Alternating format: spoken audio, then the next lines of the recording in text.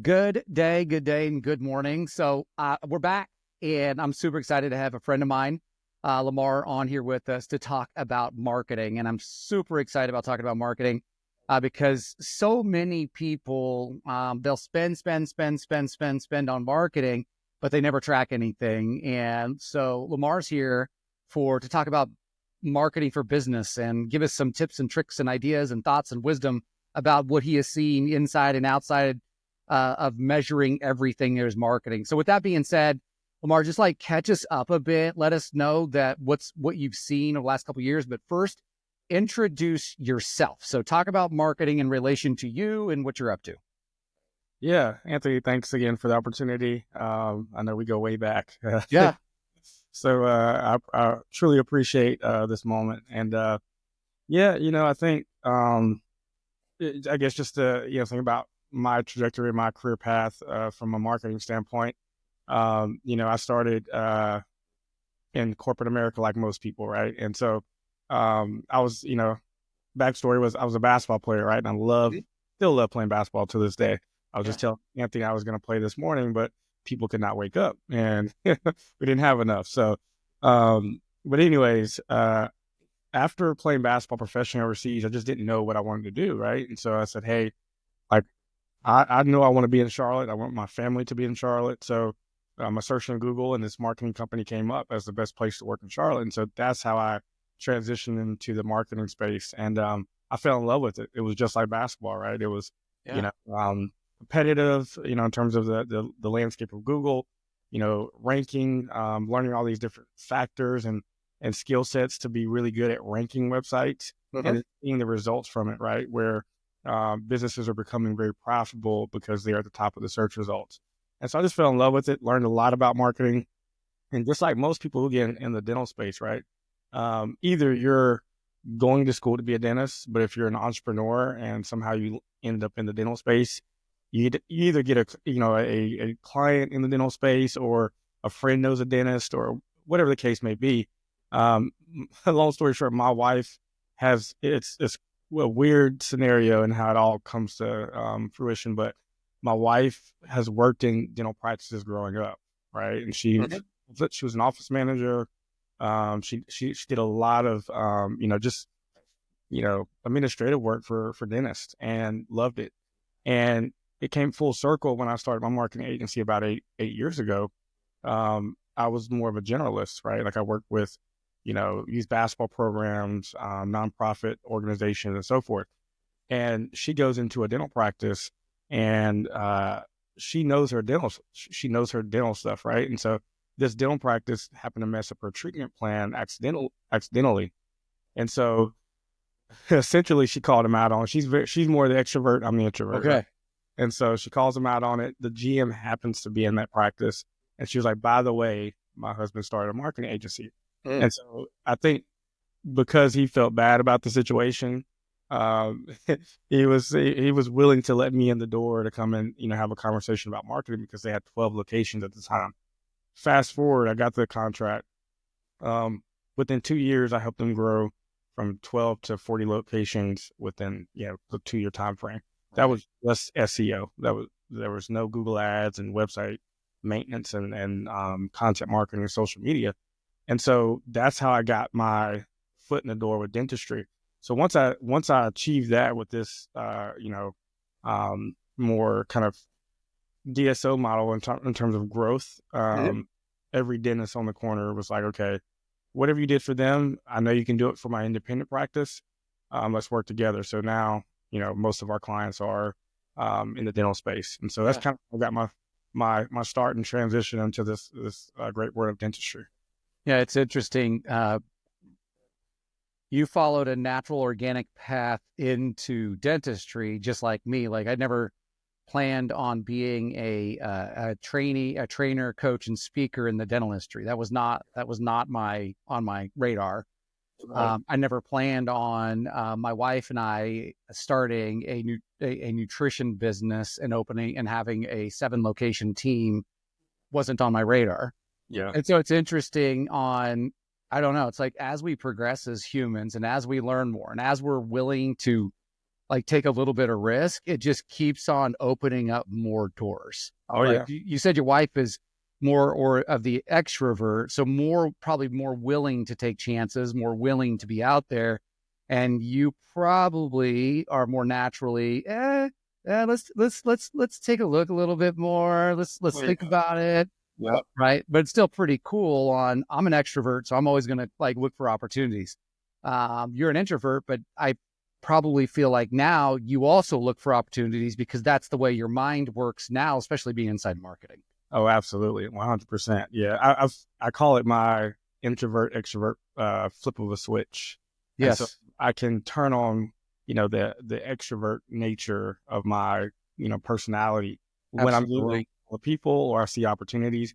To your point, right? Like as an entrepreneur, you have Right. to build relationships, you have to network, you have to ask questions, you have to seek new information. And so all that comes in, from a perspective of I want to help people, and I want to grow personally and professionally. And so you can't just sit, if from a marketing standpoint, I'm in this marketing world, so a lot of people get comfortable sitting behind a screen, Mm-hmm. working, which Right. is great in a sense from a operations project management standpoint and a strategic perspective, but you got to get out there and if you're trying to grow, you have to be more of an extrovert. That's right. That's who gets noticed a lot of the times. Yeah, that's right. All right. So when I'm thinking about from a coaching perspective, whenever I'm talking about marketing and I have conversations with people and I'm like, okay, so what are you currently doing for marketing? And they're like, I'm doing this, this, and this. And then I'll ask, okay, so how much are you spending on that marketing? And they'll share it with me. And Yep. I'll say, well, how many leads have you generated from that marketing? And they go, I don't know. Yeah. Not all of them, Yeah. but a lot of them. And so I'm curious, for me as a business coach, I would say that's one mistake in marketing that people make is they don't measure the revenue generated from, if you were to look at it, it's almost direct marketing. Because I don't know, help me out, think through this because you're going to know about this a lot more than me. But now as I'm thinking about it, it's like almost like an indirect and a direct marketing. So one is almost like a TV commercial, whether you're on social media or Google, it's just like ding, ding, ding, ding, ding all the time. So eventually somebody's gonna buy, right? But Right. then there is more direct, where you create a campaign, whether it might be on social media or something, where it's going to cause people to want to have interest. That's more of a direct way of marketing. Can you talk about, because that goes back into the monetary section of things, Yep. because I don't want to lead people the wrong way and thinking, well, if you're doing like branding marketing or awareness marketing, that's Yep. not necessarily going to be always a direct revenue source, Right. because it's not really direct marketing. It's more of indirect, versus the direct marketing might be easier to measure revenue source. So I'm just kind of thinking about this out loud with you. So Yeah. walk me through that thought. Yeah. So how we look at it, and from what I'm hearing from you, is really there's types of buyers, right? Passive and active, right?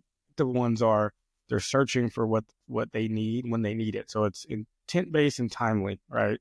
And then passive, buyers are they're not necessarily looking, but there's pain points or there's something that's happening in their life to where like if they see the product or the service at the right time, it could trigger buying signals, right? Or get them to buy that product or that service. And so from like piecing that all together, from making sure that you're able to track a ROI and attribute that patient coming through a marketing funnel and saying how much revenue or what's the production behind this specific marketing channel for that patient to what the revenues been made in the practice.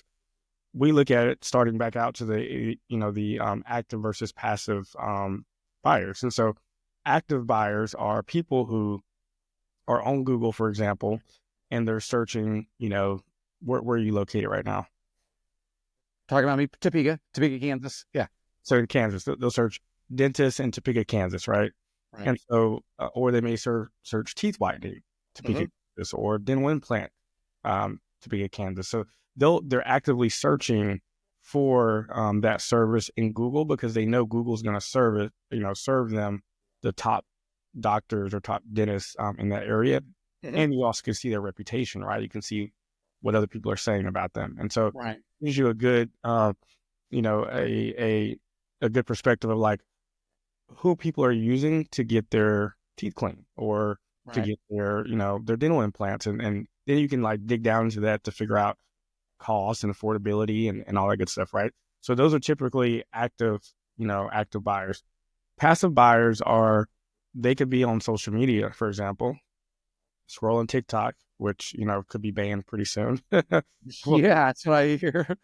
we can see what happens there. And then, they could be on Instagram or Facebook, and you can get their attention by serving an ad to them. And that ad is strategic in a way because you saw, so from a marketing perspective, we saw them on your website, right? Mm-hmm. They search dentist Topeka, Kansas. For Mm-hmm. whatever reason, they didn't call that dentist. They didn't take action. And then they go to Facebook or Instagram, and we serve an ad for that dentist who they actually clicked on the website from Google.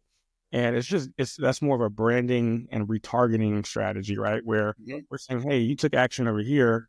It was very timely. You're active. Your intentions are to do something from an oral care standpoint. You didn't take action for whatever reason. Now you're on Facebook just scrolling, or you're on Instagram just scrolling. So we're trying to get your attention again, right? Got it. And then there's from retargeting perspective. Let's say they don't take action on Facebook or Instagram. They go to let's say it's a woman, right? And she goes to the Belk's website, and now she's looking for shoes at the Belk store. Mm-hmm. And so from a retargeting standpoint, we could show that dentist ad on the Belk website as an example. And it's just saying, hey, we're going to follow you around. It probably gets annoying, but they get the picture, right? They're like, I have this pain point. I didn't take action. I need to take care of it. And now I'm just kind of scrolling, looking at people who are on vacation or looking at shoes or whatever the case may be. So we're going to get your attention. But I will say from a conversion standpoint, when they're more passive, the conversions are lower. Mm-hmm. You're having to constantly get their attention, even though they're in your hand, right? Right. Active searchers are people who like, I know what I need. I have tooth pain. I need to get this resolved. Right. So I downloaded this today. Those are the active searchers.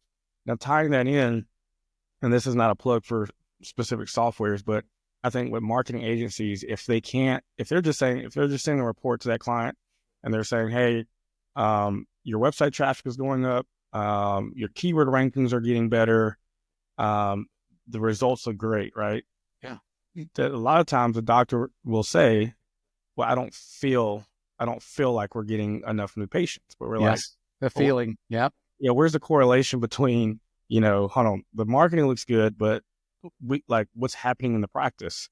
Yes. And so what you'll find is that, and you can't knock anybody from a business standpoint for this, but most doctors are not going to give you access to the ERM system or their patient management software. HIPAA compliance standpoint, I wouldn't recommend that.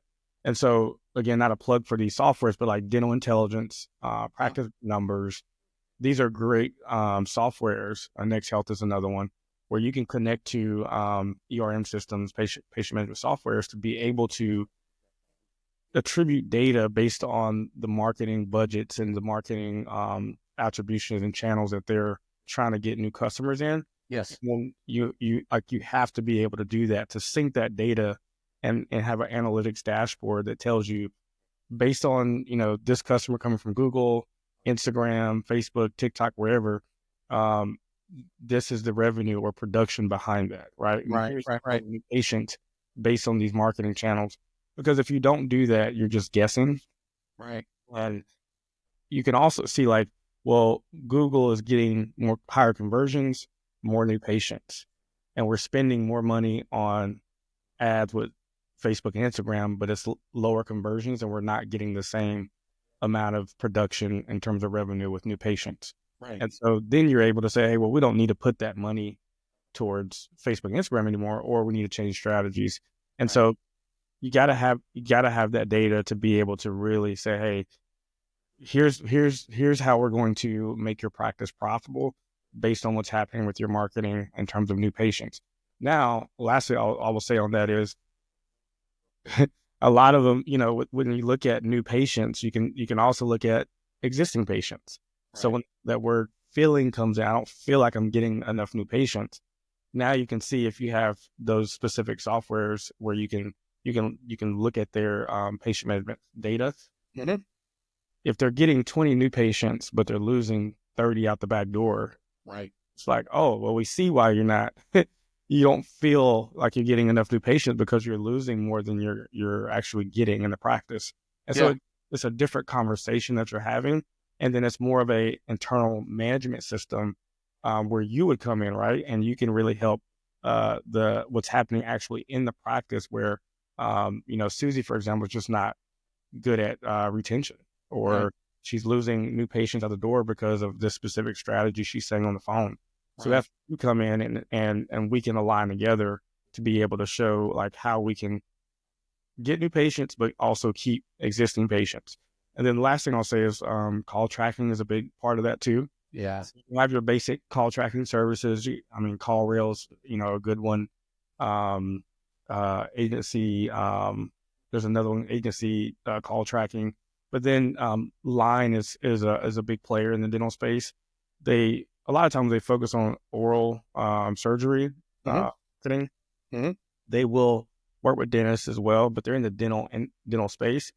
But they're able to really attribute every phone call because they're listening to calls, they're listening to, or they're analyzing booked appointments, and they're setting the kind of the monetary value based on the data we are seeing as an integration with the patient management software. So let me stop you right there. So did you say this company, what's the name of it? It's Line with 2 I's, so Liine. Okay, I don't think I'm familiar with that one. Can you do me a favor and send me over the info? Because I think like when you say that they have live people listening in and attributing every phone call, because like Patient Prism, I'd have to go back and check with it. But from what I remember, they could have changed. But for what I remember, they only are analyzing new patient phone calls, not existing patient phone calls. If I remember right. Yeah. Line's a good one, man, because it just, you can see it by, new patient by treatment type. You can see by marketing channel. You can see the reason why they didn't convert, whether that's no insurance or Medicaid or whatever the case may be. So there's just a lot of data where you can analyze and say, hey, we got to fix these things to make sure we're converting all these new patients we're sending from a marketing standpoint. But yeah, I can definitely connect you. Yeah, and the biggest thing that I see, and I was just having a conversation with one of my, here's a couple stories. Is a couple years ago, 3 or 4 years ago, I had he's a friend now, and I was coaching him in his practice, and he called me one day and he's like, Anthony, I'm losing money with XYZ marketing company. I'm not getting a rate of return. And I said, I always say this with everything. I'm like, I don't know, maybe. Like you said a keyword earlier, you said feeling, right? Yeah. And so he's like, so he didn't say that. He didn't say feeling, but I know he was talking out of his feeling because he didn't know. And so I go, well, let me call the company. So I called the company, talked to their 2 reps. I had them run back the production that was associated with the marketing. I knew how much they were spending. They were spending about $7,000 a month. We tracked it over a 10-month period. I had him run. He was running for 10 months. They did it was 7,000. They did over 700,000 of production. Okay. And so as far as production goes, it was a 10 times ROI on production. And so I said, so you are getting an ROI, right? Before expenses, like even after expenses, he was probably getting like a 6% or 7% ROI, like net. Yep. And then in the same way, I'm talking with some friends, which are also practice owners. And this last week, and they said, we're gotten into marketing. Like, I'm okay. Like, let's figure out the marketing, what's happening. And I said, the front desk, what are we doing? Are we tracking where the lead source is every single time they come in, that they're double checking it? Yep. And this is where you get into like the combo of the marketing and then the business coach aspect of it, is I'm asking questions kind of behind the scenes or behind the curtain. Yep. I'm like, okay, so is our front desk, when a patient comes in, are they double checking the paperwork? And they said, well, they are, but they're just skipping over probably because we don't know, probably they're just skipping over if somebody didn't fill out the information. And so their gut feeling right now is that probably about 50% of the new patients that are coming in have no lead source attached to them. And so, and I told them, I said, I don't know. And I heard a crazy story a long time ago from a friend, and I don't remember. It's kind of like coaching lore and marketing lore. Yeah. Is that this guy was spending like $20,000 a month for like implant marketing type stuff. Yeah. And then he finally, somebody talked to him. They did research on like where the leads were coming from. Ended up finding out that 75% of his leads for implant marketing were coming out of a 45, I think it was like $45 or $30, something like that, less than $50 ad that they put into Yellow Pages. Wow. And this is how long ago it was, but like Yellow Pages. Yep. Right. And they were spending 200 and some thousand on all this other marketing. And then at that time, it always prefaces, because it was a while back ago, like Yellow Pages, which nobody was like, what the heck is Yellow Pages? Yellow Pages is where it was driving the lead. But that's why it's so important. And I don't care if you're in dentistry or out of dentistry, it makes no difference. Like I'm talking to Lamar, and Lamar sharing his experience from the dental industry. But it is, I guess I would look at it autonomously.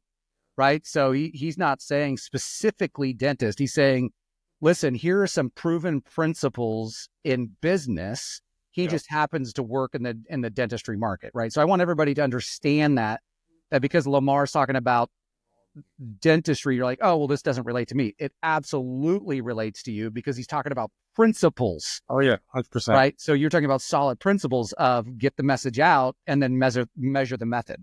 Yeah, right? Absolutely. And I think, too, to that point is if you don't understand your customer's buying behavior and understand the demographics, to that story of, finding that Yellow Pages is the most profitable, revenue source for marketing to get dental implant patients, you're just throwing money at the wall and you're throwing darts at the wall and trying to just hope something sticks. But you have to understand your customer, like how they buy, how are they thinking about dental implants? And maybe it's not just straight in their face. It's more, we have to educate because dental implants can be, pricey, right? And so a lot of people may not be able to afford that. So they have to be educated on the importance of, oral health and, having a missing tooth and, how to, pay for a dental implant procedure. Yeah. So you got to educate them. And I think the challenge too is doctors have to be willing to get in front of the camera as well. I mean, that's a big one. Like we have to push them. Yeah, we have to push them because they need to see you. You're the person they're going to see when they come to the practice for that procedure, especially if it's very expensive. Yeah. So you like just being willing to get in front of the camera and educate them. Is going to help, convert and get more leads for that, whatever service you're trying to market for. Yeah. Yeah. I know. For me personally, I just hired a personal branding coach. Okay. So she's also my podcast coach. And so I'm probably like her worst student because she's, like if, I'll send you some of the podcasts that she produces in the way, like if I were to produce a podcast like she produces, I would look like I was the $1 million man. Right. And but she's awesome. Her name is Danielle Martin. But what she figured out through being a podcast coach is it's really not the podcast that she was really trying to coach. She was teaching personal branding. And so she's like, well, actually, I'm a personally branding specialist now we think about it. And so she's helping me kind of level up out of sweatpants and hoodies. The way that I would be in my world everywhere, to showing up a little different. But when you're talking about like how doctors show up, that's why personal branding is so important. Yeah. Is it doesn't necessarily mean that they have to show up super polished. It just means that they need to show up. Yep. Right. Matter of fact, what I've heard here recently, because I learn a lot of stuff about personal branding and podcasting over the last 2 years. Okay. One of the guys that I follow was talking about right now in this day and age is they call it the easy button. Okay. Right. And what the easy button is it is this simple. Yeah. They said you record yourself because there's going to be like high produced stuff that might be on a website that's stagnant, evergreen, right? Yep. Commercial type stuff. Right. But then there's going to be Dr. So-and-so that's like, man, I just can't believe the transformation. They're talking into their phone. Like, I can't believe the transformation that I just walked through with this patient. It was Yep. amazing. Right. And that's the story that people, if your Instagram, which has become very popular for people to go get little mini commercials, Yep. is their Instagram will fill up with people, young and older now, Right. that will go watch these 30-second to 90-second commercials. But now you have a bunch of them just because you're sharing your journey about the journey of other people that they want to be like. Does that make sense? Oh yeah, 100%. Yeah. And Yeah. I think too, it's more authentic and it's going to resonate. Yes. You're not trying to manufacture this whole conversation. It's just, you don't have to be perfect when you record a video, right? It can be just natural. If you're the way you would talk to a patient about an implant procedure, right, is the same way you would just pick up a phone and talking to that phone and to your audience. And so I think, just getting out of the framework of like, it has to be perfect, has to be scripted. A lot of times, like when I see content, I can tell that person is like going through something, and it's very like touching. It resonates different. It's authentic. And so I gravitate to that versus you can tell when somebody's reading a script. Yes. It doesn't even sound as natural. And so I'm 100% in agreement on that. Yeah. Another thing that you mentioned, and I would say that this is another mistake that people make. You mentioned that they're bringing new patients in on the front. So mistake number one, I would say, from what I've heard so far, is spending the money and not measuring. Yep. Right. The second mistake that I think that you mentioned, there's probably another one in there, but that pops into my head, is that they don't have let's call it a post-marketing plan. So there's a pre-marketing plan to bring them in the door. Then there's a post-marketing plan to do retention. Yep. And from when I read a book, and it said that the measurement is, and I don't know if it's still a measurement, but the measurement is that we spend 6 times more money bringing in new patients than keeping our existing and helping them with ancillary services. Yep. Yeah. And I think because if you can keep the patients that you paid money to get right on the front end, a lot of money to get on the front end, you keep them happy. Guess what they're going to do? They're just going to refer multiple people to your business. And so referrals are kind of some of the best, ways to get new business, because that person is made you sound like the greatest business owner in the world, right? So that is more of a warm lead that comes through the funnel versus trying to get a ton of cold leads that, the conversions are going to be a lot lower. So, how we look at it too is, when people are searching for your brand, that's when like you're going to convert a lot of those people, right? Because they know who you are. They've done their own research. They see what, your reviews and your testimonials and what everybody's saying about you, right? And so they're searching for your brand because they're bought in, right? And so people who are just searching for, very generic keywords or generic businesses and trying to figure out which one to pick, they're not as bought in yet. So you have to do a lot of convincing. Right. And so my point is, the more you can, from a branding standpoint, make your brand stand out, but then take care of the customers that you get. Yeah. You're constantly going to have a pipeline of new business because they're going to be screaming at the mountaintops of the service that they receive from you. Yeah. There is Damon John wrote a book called Power Broker. Okay. And in that book, it was it's about negotiations. And he basically said that one of the strongest things about your social media I read this book like 3 or 4 years ago. Yeah. Your social media does 80% of negotiation for you. So by the time that either you get to the table, is what he was talking about, or the patient shows up through the door, or your customer shows up to the door, they are already 80% bought in, if not higher, because they feel, and this is Roy Vaden actually says this, and I think Roy Vaden talks about social media has become the proverbial handshake, and it builds rapport and relationship virtually. And so people feel like they know you. So when they come in, they're already ready to do the deal. They may even act like they know you because they feel like they do from watching so much of your content. Right. Yeah. And then another guy, if you haven't dove into this dude, his name is Daniel Priestley, Okay. that talks about building relationships and rapport.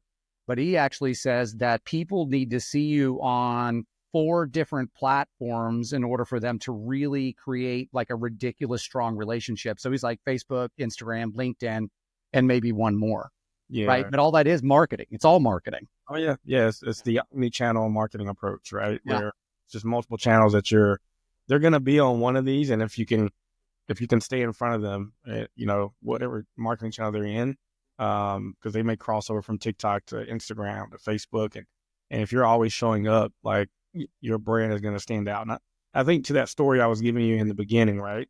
And from, as we're speaking of branding, that dental practice that had 12 locations that grew to 40 within years. What we did was they had 12 different websites for all 12 locations. So what we said, we're going to centralize the approach. So you're going to have one website, you're going to have 12 location pages. And so what we did was we just drove a lot of authority to the main domain instead of 12 different websites. Right. We did a lot of redirect. So all those 12 websites that were already ranking somewhat in Google, when we created this one website and created all the location pages, we just redirected those location pages to the individual websites. Right. And so because we drove so much authority to the main domain, they opened up a new practice. We would just really replicate the location pages that we created, do SEO, do the content marketing, and those pages was ranked within like 2 weeks. Yeah. Because the brand and the authority was so strong in Google that Google already trusted them, right? And they trusted, and the users would stay on the website because they had all these different locations centralized, not trying to find individual practices, not knowing that there's one brand. And so we did that. I mean, doctors would be doctors that we would be competing against would be in Google, ranking at the top for 7 years. We would come and rank in 2 weeks. So it's like the brand just took over, and that's how they grew from 12 to 40 years. Yeah.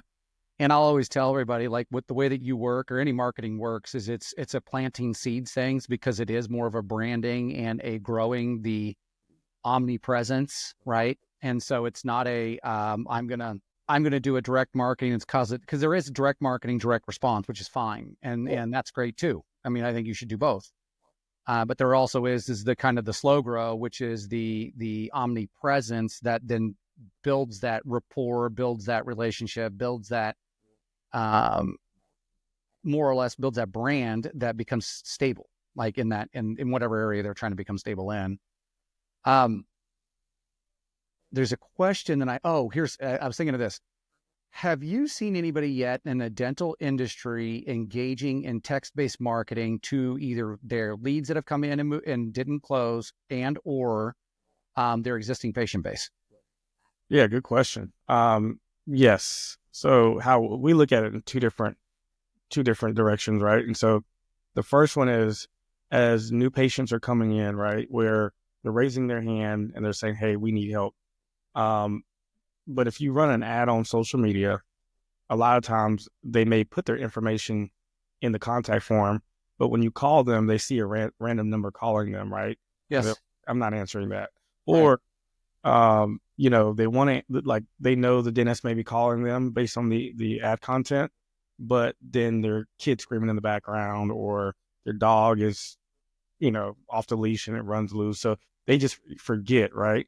And so I think to your question, having SMS and email automations on the back end where they put their information on the front end, and then we're going to follow up with them, every 3 days. I think the sales strategy is 6 follow-ups is where that 90% engagement based on constantly following at least 6 times. Okay. So that's part of it. And we send text messages and emails just to say, hey, you were interested in this. Yeah, you're interested. You didn't book an appointment, and we're now trying to get them to go to the dentist to book the appointment versus the dentist calling them and they see a random number and not answer. Yeah. The second, what about marketing to the existing patient base? So, like, for example, if and I don't know if AI's included this, or you could include any tags in it or whatever it may be. But let's say that your patient base is tied into whatever type of marketing system or however it's organized, is that you have people that have come in or have they have the tendency to want some type of ancillary service. Mm-hmm. They might have the tendency to want cosmetic dentistry, or they have the tendency to want whitening. And so they would automatically drop into a system that would then start sending them marketing and or emails in order to elicit a response. Have you seen that for existing patients? I haven't seen it a whole lot, but I'm doing it in my own business, and I'm like, this is awesome. So you have to like because now they're loyal to your brand, right? So they've given you their information, like email, phone number, and so when you send an email out, they're most likely going to look at it. And so you want to send out relevant content to pain points that as they're sitting in your practice and you hear some of the same stuff over and over again, that's when you want to trigger those responses with an email to get their attention. And you can also trigger those same responses through text, where it's more, in a short frame of content. It's not, well, it's in a paragraph within your SMS system, right? Right. I think the biggest thing too, with existing customers is reviews. Yeah. Yes. With existing customers, they keep coming back to you, but what we found was 30% of people don't leave a review because they don't know what to say. Mm. The other 30% won't leave a review because they don't have time. Mm. Like 60% of the time, people who are happy are just not going to leave a review because of those reasons. And so what we've done is we created a software that's AI and SMS, have those SMS functionalities. Mm-hmm. Essentially what happens is we upload the customer list, phone number in the system. Mm-hmm. So it sends a text message to the existing customers, and it says, hey, thank you for being a loyal customer. How do you rank us on a scale from 1 to 5? Yeah. If they say 1 to 3, we contact the practice and, hey, this patient is actually not happy. Luckily they haven't left a review on Google, but reach out and try to solve some of the problems that they may have. Yes. A lot of times it's they say 4 to 5, right? Their experience. And so when they say 4 or 5, we send them another automatic response that says, hey, we're excited to hear about your feedback. Would you mind leaving us a review on Google? And so in that response, there's a link to the doctor's Google My Business profile. Awesome. And so once the customer clicks on that link, they literally can go and just say, Susie was great at the front desk, right? Submit, and they're done. But let's say 3 days goes by and they didn't leave a review. Our system knows that. And then it will send an automatic response. Hey, we know that you love our practice. Would you mind leaving us a review? Right. And so 3 days go by, they still haven't left a review. We then add AI into that system, which then will say, here's an example response that you could use. Do you like it? Yes or no? If they say yes, then we'll send it to them in that text, say, hey, use this. You can use this as your review response. So wait, I don't have time. I don't know what to say. Yeah, I love it. They can copy and paste and submit, right? Yeah. And so we've seen a 60% in review acquisition in terms of getting the reviews on the profile. Yeah. By timeliness and giving them something to say. I love it. Yeah, I love it. It's really impactful. Yeah, in my healthy smoothie business, and then I know we got a hard stop here. Lamar's got to go and change the world in a different way right after this podcast. But we just incorporated a new technology, just onboarded it in last Thursday. So we're super rookies in it, but a lot of stuff you're talking about is the stuff that the system does. And I've been telling my wife for the longest time, I'm like, dude, there's all this stuff in the dentistry industry that I want to incorporate into what we're doing. Yeah. And so finally found a company that does it in our space that has all the automation already built out for smoothie clubs. Wow. So I'm super excited about that. Well, man, I really appreciate it. I know we have a hard stop today, but last time we've done something like this, I think we're on over an hour, but I do want to respect your time. Is there any kind of like a parting thing that you would say people or dentists need to know this about marketing, and with this one key thing, they could really start to pivot where they're headed with their marketing? Yeah, I mean, AI is a big part of that, right? So like, if you're talking to any marketing company, they should be using AI in a sense, but understand how they're using it. It can't be we're using AI to create all your content, because then there's going to be, issues with, plagiarism, or content that is just not unique. And so Google is smart enough to understand that. And so you have to make sure that they're using it, because it can make your marketing more efficient, but it can't be used as the entire framework of the marketing strategy. So I think that's a big part of it. But then I think the simple format is a lot of marketing companies do great work, right? They can get you new patients. They can make sure, they get you ranked in Google, increase your traffic, but you have to understand the bottom line and the attribution model between ROI from that marketing channel. What is the cost per acquisition? And how do we continue to measure based on what's happening in the practice versus when you look at new versus existing patients? It can't always just be about new patients. It's got to be, how are you retaining existing patients? So that conversation needs to be happening with your marketing company. If it's just about new patients, then it's always going to become a feeling. When there's some internal issues that are happening, that a lot of times, if you don't have that relationship with the doctor, they're not going to tell you. Yeah. So you need an Anthony Blanco in there working with that marketing company to make sure that the internal management is good, as in conjunction to the kind of the external marketing stuff that's happening. Okay, right on, man. All right, well, I'll let you go. I do appreciate it. And how can somebody get a hold of you? They listen to this and they're like, okay, I want to pick his brain a little bit. Get your contact information, and then what do they schedule? Is it like a 30-minute or a 60-minute kind of a download to get to know you? Just let's wrap up there.